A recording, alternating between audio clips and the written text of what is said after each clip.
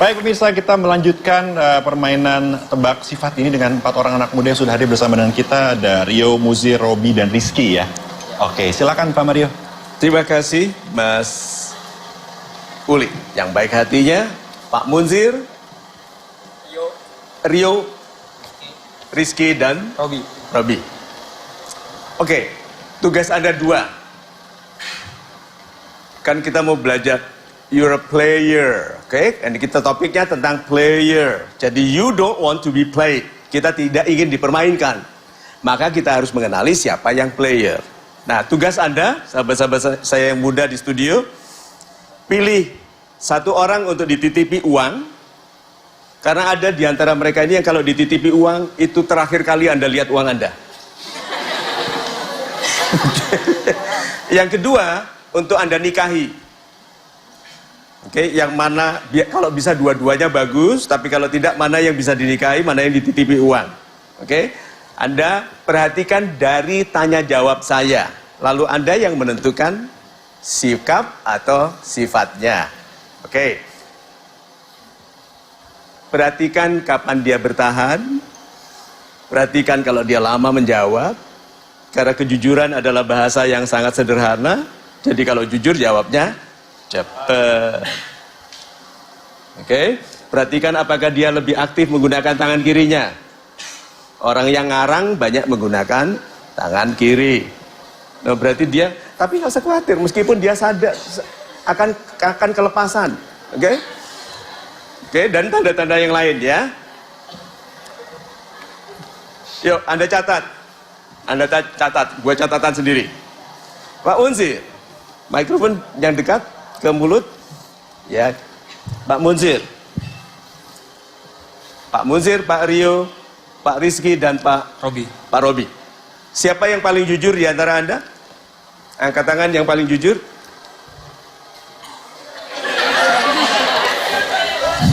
Tanda pertama dari sifat itu loh.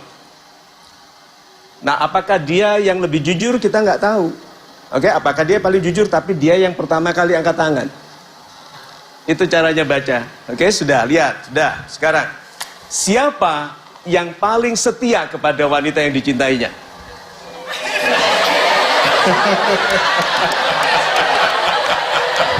Ya? Yang ketiga bingung gitu. Yang baru angkat tangan setelah semua angkat tangan. Sudah ada turun. Good. Siapa kira-kira yang nanti lebih dahulu menikah?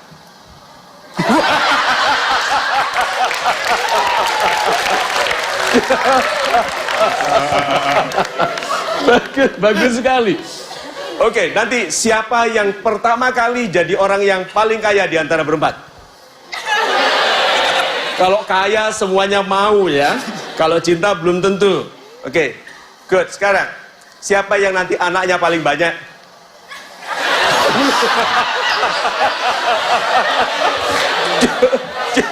Dia takut punya anak banyak ya. Oke, dah. Pak, sekarang Anda berempat ini nemu uang 1 tas isinya 780 juta. Anda buka. Apa yang Anda lakukan? Berempat nemunya bareng. Apa yang akan Anda lakukan? Cepetan, Pak. Kalau saya cepet-cepetan, Pak. Good. Anda? Cari tahu siapa yang punya. Good. Ya, kami akan mendiskusikan bersama ini milik siapa, dan saya beserta teman-teman akan melaporkannya kepada pihak yang berwenang untuk bersama-sama menyelesaikan permasalahan itu. Nih, kalau Anda apa yang dilakukan? Langsung cari siapa yang punya. Siapa yang punya? Tadi yang Anda lakukan apa pertama kali? Saya cepat-cepat ngambil itu, Pak. Karena saya tahu itu koper biasanya nggak ada yang punya, Pak. Jadi bisa diinin ke umum, ini punya siapa, Pak?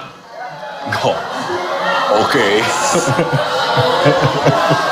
Oh, jadi akan Anda umumkan, saya nemu uang 780 juta, punya siapa? Gitu?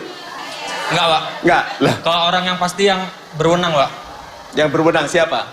Kalau saya nemunya di kampus, saya ke kampus dulu, Pak. Anda kemana? Kampus juga, kalau misalnya ditemukan di kampus, saya taruh di kampus. Anda diskusikan berempat. Jadi dia nggak buat keputusan sendiri. Ya kita omongin ya, ini untuk apa ya gitu. Belum lengkap tadi, Pak. Ya, saya kan tadi juga berkata, tidak hanya mendiskusikan, tapi kami bersama-sama melaporkannya kepada pihak yang berwenang. Karena jika hanya kita yang mendiskusikan, kita tidak memiliki wewenang dan kita sebagai manusia biasa dan memiliki sifat negatif kan ya. Dan niat negatif bisa saja kita selewengkan bersama-sama dan kita buat hedon nanti. Seperti itu. Super, kalau Anda Pak? Ya tadi sama ya, kurang lebih ya rembukin dulu bareng-bareng. Itu kan karena memang bukan uang milik kami gitu kan. Jadi ya diusahain, intinya lapor dulu ya ke pihak berwenang gitu. Biar bisa dicari penemunya, pemiliknya. Good. Lalu dia bertanya, Pak ini hak Anda, komisi minta berapa persen? Kan karena dia yang mau ngasih, jadi terserah dia, Pak. Dia bilang, Anda yang mutuskan, Pak? Iya. Saya Saya yang mutusin. ya, berapa? Sulit Pak ya? 2%, Pak. 2%, lihat bahasa tubuhnya. Mau memutuskan, takut memutuskan, 2%.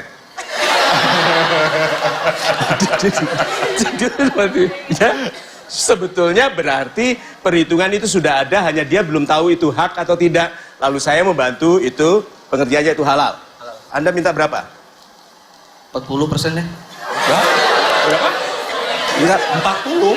Tapi dia masih lebih banyak 60%. Lihat nggak wajah saya lebih damai setelah dengar 40%?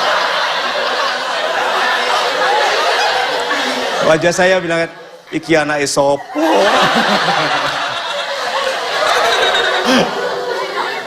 Lihat tuh. Ini dipaksa-paksa baru 2, ini mau nolak berapa? 40%. Kan ditawarin, Pak. Ya kan ditawari, kan dia nggak salah. Itu loh Pak, orang itu bilang itu, aku kan nggak salah, kan ditawari. Nah konsep tidak salahnya beliau membuat beliau Pak Robi minta 2%, konsep tidak salahnya beliau membuat beliau minta 40%. Nah Anda minta berapa persen? 1%. Berapa? 1%. 1%? Iya, tapi itu dalam tanda kutip. Tanda kutip. 1% itu disepakati untuk seluruh pihak, Pak. Oleh seluruh pihak. Oh iya otomatis dia Ya. bilang saya memberikan hak kepada Anda untuk minta. Jadi Anda minta hanya 1%. Ya, 1% menurut saya sudah cukup, Pak. Insya Allah. Padahal saya bisa setujui 2%. Jadi Anda sebetulnya mau minta berapa? 1%. Karena padahal sebetulnya 40% juga bisa masuk akal loh Pak. Iya. Jadi Anda minta berapa? 1%. 1%. Ya itu namanya sikap yang sudah kadung. Oke? Jadi harus dipertahankan. And I commend you Pak. Super. Good. Nah, tidak berarti itu yang paling benar loh ya. Nih Pak, sekarang ada berapa persen? Saya ambil 5%. Kenapa 5%? Ya karena itu kan hasil penemuan ya, itu bukan hasil saya Oh, itu hasil dari penemuan. mana-mana gitu kan ya. Saya juga intikan ketemu itu kan ya tahu diri lah gitu loh. Ini hasil penemuan. Katanya. Hasil temuan bukan penemuan. Hasil temuan. Hasil penemuan itu seharian cari uang gitu. Oh. Ini. Itu sebetulnya. Ya. Kalau tidak lucu, bukan anak muda. Oke, anak muda itu lucu karena seperti merasa sudah tahu segala sesuatu, tapi masih banyak salah. Itu anak muda, itu seperti saya dulu juga. Dia itu kalau uangnya hilang kan 100%. Ya. Waktu Anda telepon, dia itu bisa kehilangan 100%. Sebetulnya daripada kehilangan 100%, dia bersedia bayar berapa? Tuh, hitung. Berapa? 389 juta. 389 juta. Kenapa Bapak bilang gitu? Karena 389 juta itu kurang dari 50% uang yang Bapak kehilangan, Pak. Berarti sekarang beliau menganggap saya kan bisa kehilangan 100%, jadi kasih saya 50%, Bapak nggak rugi. Iya toh? 49% Pak maksudnya. 49. My God. Bisa ngitung loh. Bukan main. Super sekali. Nah, daripada saya kehilangan 100%, Bapak bersedia saya harusnya bersedia membayar Bapak berapa? 40% tadi. 40% lagi. Yang tadi kelihatannya salah, sekarang mulai kelihatan benar. Yang tadi kelihatannya benar, ikhlas, sekarang kelihatan salah. Daripada kehilangan 100%, kembali berapa deh? Coba. Si pemilik akan menggunakan konsep win to win. Win-win solution, Pak. Jadi betul, sang pembeli akan menggunakan konsep win-win solution karena udang yang matanya dipotong satu banyak bertelur. Iya tuh. Itu teorinya. Jadi berapa persen? Jadi saya akan mempertimbangkan dulu.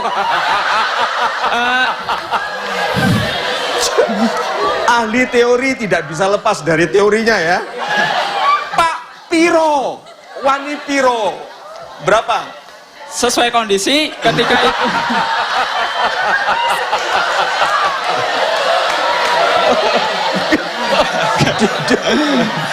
Ya, lebih dari 50%. Lebih dari 50%. Berapa itu, Pak? Lebih dari 50% itu yang saya ambil. Jadi kurang dari 50% yang saya berikan. Super. Bapak? 5%. Yang saya ambil 95%-nya yaitu hak milik. Kan saya sebetulnya bisa kehilangan 100%. Jadi seharusnya saya bersedia membayar berapa kepada Bapak? 5%-nya udah cukup.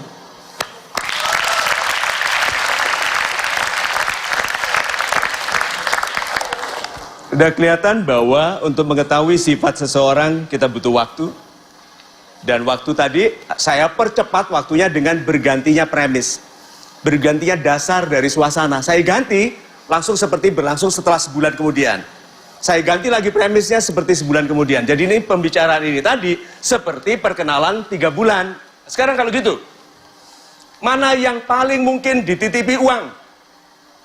1, 2, 3, 4. Jari Anda yang mana? 4. Good, 4. Kalau ada orang datang menagih hutang ke rumah Anda, yang disuruh menemui yang mana?